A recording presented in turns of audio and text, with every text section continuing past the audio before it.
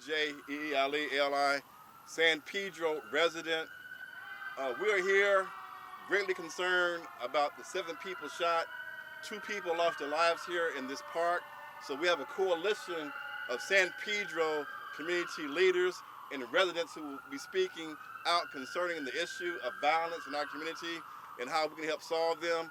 Our first speaker will be one of the most respected leaders in this city, homeborn and raised here in the city of San Pedro, Tim McOsker.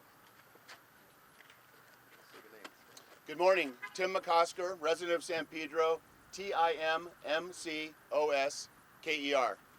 My family and I live just right across the canyon from where the shooting occurred last night. And I think it's important for all of us here to express that every shooting in our community, wherever it occurs, is a tragedy. Over the weekend, we had a great increase in violence. We had a shooting in Wilmington, a tragedy. We had another shooting besides this one in San Pedro. That's also a tragedy. In the extended harbor area, we had a shooting in East Torrance, right off of the gateway. Every single one of those should enrage us, should concern us, and we need to stand against every single act of violence and stand up for the victims of these crimes. Now, this shooting last night was a mass shooting, and that gets national attention. It certainly gets our attention.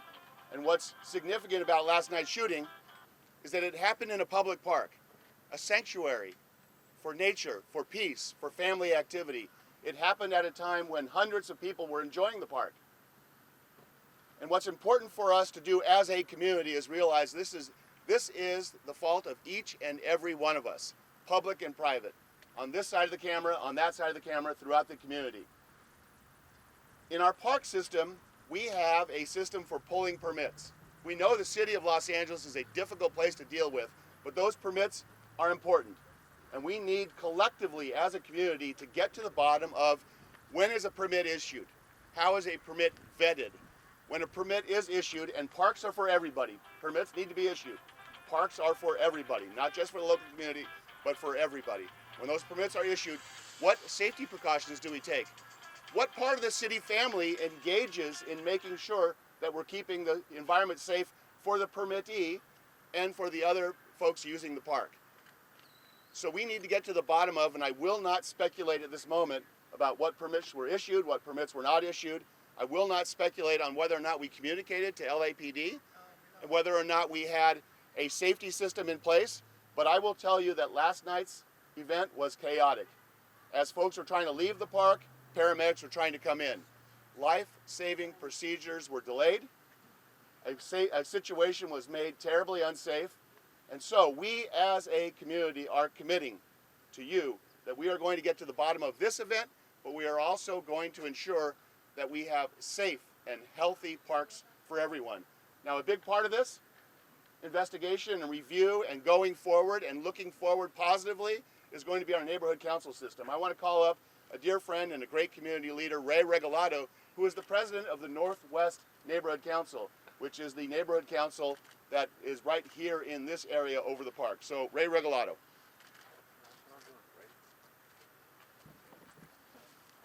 Good morning. Ray Regalado. Regalado spelled R-E-G-A-L-A-D-O. Been a resident of this community for well over 20 years, and I'm going to tell you that something like this happening in my backyard, I'm 5 minutes away from this park, is shocking. I'm going to tell you that the first notice that we got that something was going wrong was as we saw numerous emergency vehicles traveling up our street to get to the park.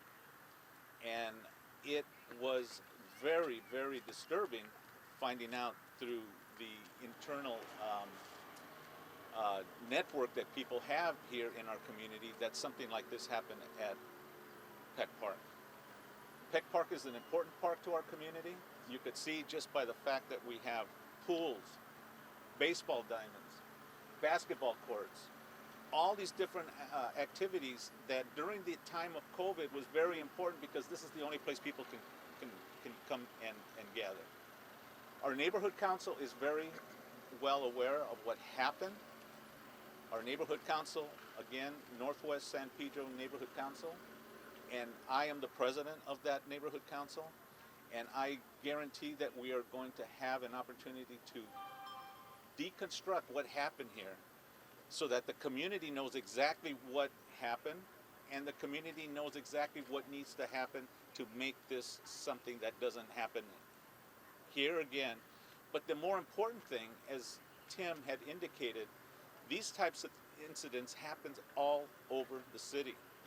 And if there's something that we could make sure starts here, like permitting, if that was the case, that it may not have been permitted, we want to make sure that it's affecting the whole city so that all these types of incidents or all these types of community gathering events have the opportunity to be permitted, so that the necessary resources are here on top of it, to make sure that there is safety in the gathering, and to make sure that the surrounding community is very, very safe as they commute down the street. You can see Western here, how fast and how much traffic is here. You got places where people shop, where people get food, where people gather, and we don't want anybody to be harmed, because that's not what's in our community. And where children go to school. And we have kids that go to school and recreate here. They have great programming here out of this park. So we want to make sure, and this is what I'm going to suggest to our neighborhood council, that we have a community town halls so that we can get the right people to talk to us about what happened here and how, in partnership, that we can go and find out how we can remedy these things so that they do not happen again. This is an incident that does not need to happen in any community. We're not taking questions after the press conference is over with. We'll take all your questions, believe me. Najee, it's up to you. Who's next? Next, we'd like to bring up the NAACP chapter here in the Harbor area. Joe? Good morning, everyone. I'm really sad to be here this day. I'm Joe Gatlin, founder and vice president of NAACP for San Pedro and Wilmington. Born in San Pedro. This is home for me. I want to back up just a little bit to understand that this is a safe park, and it always has been for the community. Since 1980, 40 years, we've done Juneteenth celebrations at this park. Not one problem, not one. This is a community that's always worked together. And one of the reasons it worked together is because we communicated with everyone. From now on, this is changing times. This is not like it was 5 years ago or permit or stop people from coming in. I've talked to a lot of individuals who are part of this. They come to a park, they see no one here. Within minutes, they can have a pop-up event in minutes. They go on social media, make a few phone calls, and they're here. We as a community leaders have to be able to be part of this network. So when we can call the Rexon Park, we can call the police department, let them know what's going on, and we got to have that communication. Before, we didn't really need it. That's true, because it was a safe place. But right now, we really have to start working together as a community, because right now, I was born here. This is family for me. And to see this park being torn apart like this, and now there were family members saying they're afraid to come here. This is our shopping center right next door. This is home for us. And so we have to do what we have to do to allow everyone here, but safely here. And so one of the things I'm really going to be asking for is not just the permitting, which is important, but for the police department to realize that we have to have a better communications with the community. I'm going to have to work harder with the community police department. I'm going to have to work harder with the police department, Rex and Parks, let them know what's going on if I hear something. Because right now, all of us may have heard a little bit, but we kind of let it go because it doesn't happen in Pedro. Well, it did. It happened yesterday. People died. Right now, we have a community that's afraid to come to this park, which is a shame. So with that said, as a community, we're going to have to work together. And thank you. Mr. Gunn, can you spell your last name for us? Gatlin. Thank you. We have another champion in our community, a longtime San Pedro resident and the president and CEO of Justice for Murdered Children, who is always there for the victims of crime, and she and her community are here today. LaWanda Hawkins. I'm going to ask all the moms to come up here and aunts, family members who've had a loved one murdered, because we all here standing together saying enough is enough. And so I'm going to first turn it over to Liz. Liz, yeah, you need to hear from the actual victims, families. My name is Liz Phillips. It's L-I-Z-Z. The last name is actually Dominguez, D-O-M-I-N-G-U-E-Z hyphen P-H-I-L-L-I-P-S. What I want to say too is this it affects the community, but deep down it affects the families. It hurts. There is no doubt in our mind that our lives, there people who were not just killed, but the people that were shot, their lives have forever changed. There's no going back. This is forever. This is a change of life. You will never get your lives back to normal again. I'm just saying, we have to watch out for each other. We have to back each other up. People, please, please, watch it. Pray. Keep an eye on those you don't know. Keep an eye on those you do know. Always, because you never know when it's going to hit you. Thank you, Liz. Next. Hi everyone, my name is a parent to a murdered son and a son that survived an attempted murder. We need to make sure that the Board of Supervisors need to know that they need to fund the police. This is happening in every city. We need to be more attentive to having more police in every city. That's all I have to say. And my condolences to the family members that lost a loved one yesterday. Hello everyone, my name is Demisha, that's D-E-M-I-C-H-A, last name Lofton Thomas, L-O-F as in Frank, T-O-N hyphen Thomas. I'm here today because my son was murdered 6 years ago, and thank you. And my thing about that is, this young man standing next to me could have easily been a victim of crime. Why should we stand by and allow people to walk into our life and snatch our children? That's how I felt when my son was killed. My son was snatched out my life like the Grinch that stole Christmas. We need to protect our kids. We need to become a village again. I know back in the days when I was born in the 70s, I believe in a village. I believe in somebody walking up checking my kid long as they don't take control and harm my child. But check my child and then come tell me what my child did. We need to come together. And if you know something, say something. My daughters say this all the time. You always on the news. If you know something, say something. Well, if you know something, say something. Because this child here, along with a slew of other kids, could have lost their life. Their lives could have been cut short. But yet the person that pulled the guns out get to move on about their business and continue to live their life. I don't know how old they are. They probably over the age of 21. I take that back. Some of them be 15. But still can get a slap on the wrist and walk away like they have not caused such trauma to somebody's life. We need to come together, people. Amen. And I want to tell you, what's happening with gun violence in our community is a disgrace. There's not one solution.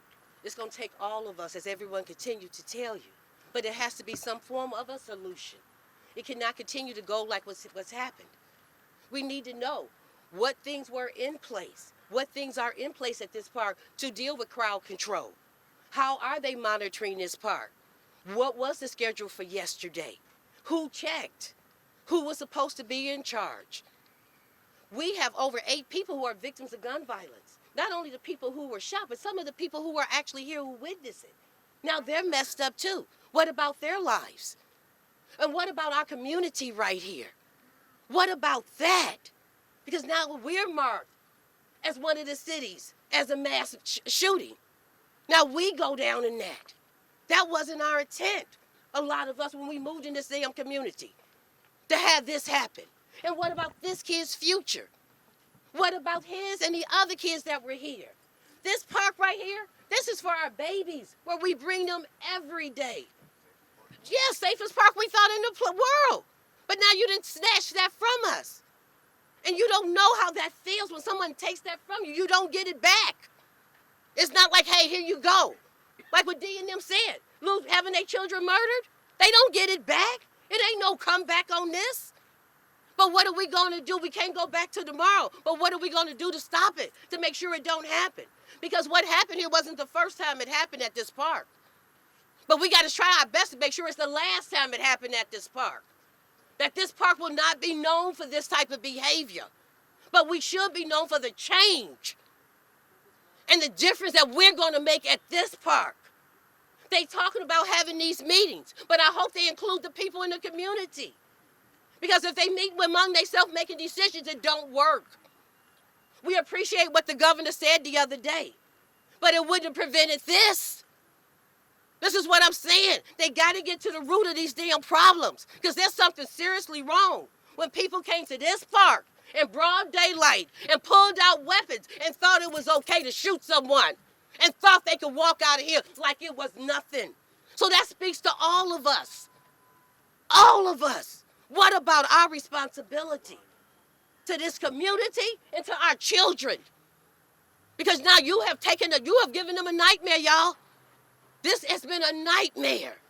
And we will live with it for the rest of our lives. And so we're going to let them get away with this? And people say, well, that person didn't do that. No, but we don't want to hear that. We want to hear what you're going to do immediately. Because some kids are going to come here today.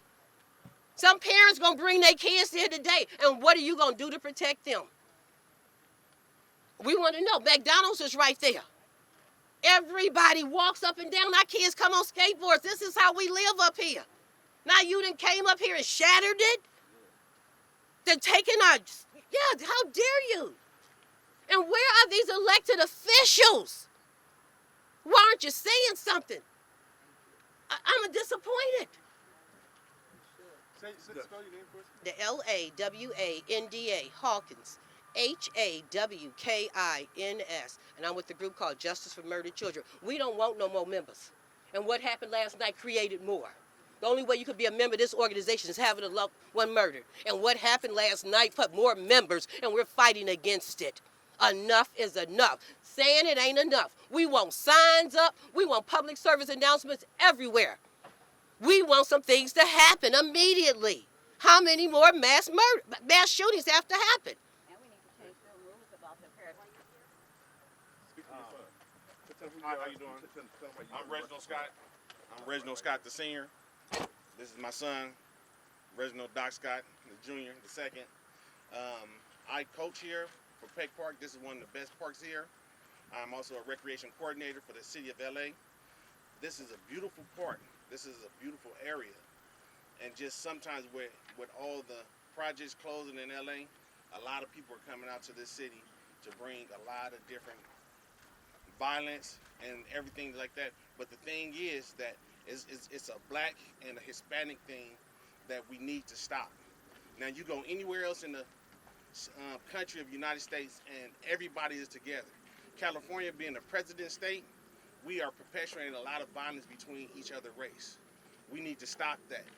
We have lowrider picnics here every year that is organized by my friend Solitos, that is a church member, my church member friend, and it's never no violence, okay? But yesterday, two factions met, and this was the outcome.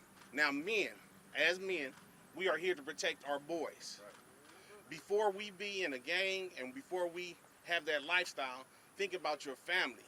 We are here to raise our family. We're changing the 60s, we're changing the 70s, we're changing the 80s, and we're changing the 90s, okay? We have been through a lot of decades of gang violence. We need to stop it. Now it's starting to leak out to here, okay? We need to stop it, and we need to pretty much be men for our kids. Amen? Amen. Amen. Other questions? Anything else? Yes, sir. If there were more stringent permitting requirements yesterday, how do you think it would have worked out? In terms of permitting, if there were more stringent requirements, how might it have worked out? If we had the application for a permit, and if a permit was issued, it would be vetted to see who was coming in, and based on that information, we would be able to communicate with the Parks Department to see if additional staffing was necessary, and with LAPD to see if additional staffing was necessary, or even private security. It would make sense to know that we have a permit system that not only reviews what's happening, approves permits, and then imposes reasonable conditions that are designed to create health and safety. Going to the question about the paramedics, for example, I mean, was there an exiting plan? Was there an entering plan? Was there a plan to make sure that if we needed, you know, in the foreseen circumstance that we needed to have police or fire come in, were there plans and were there regulations in place? We're looking for those types of reasonable regulations so that we can keep the park safe for everybody. Given how informally this was put together, from what we can tell so far, it sounds to me that even if there was a stronger vetting process, it would have been difficult to probably stop what happened. So I'm just curious, in that sort of situation, how could a stronger vetting process, and what could possibly be done outside of a permitting process? I'll say this. The problem wasn't just the permitting problem. The problem was the ignorance of adults engaging in violent behavior, shooting guns at each other while their children and other innocent people around the park playing. So at the end of the day, we have to accept responsibility for the reckless and senseless behavior that we engage in when we shoot guns and we kill each other, as opposed to talking about a problem and having a dialogue to resolve things peacefully. So for me, it's an issue of trying to hold each other accountable and solving problems peacefully with dialogue, as opposed to pulling out a gun and just shooting each other while they're kids playing in the park. Exactly. So part of the problem is us. So with that, we want to thank the media. If you want to get one-on-one interviews, everyone will be here. But the official press conference is closing. Thank you. Thank you. Thank you. Thanks, Najee.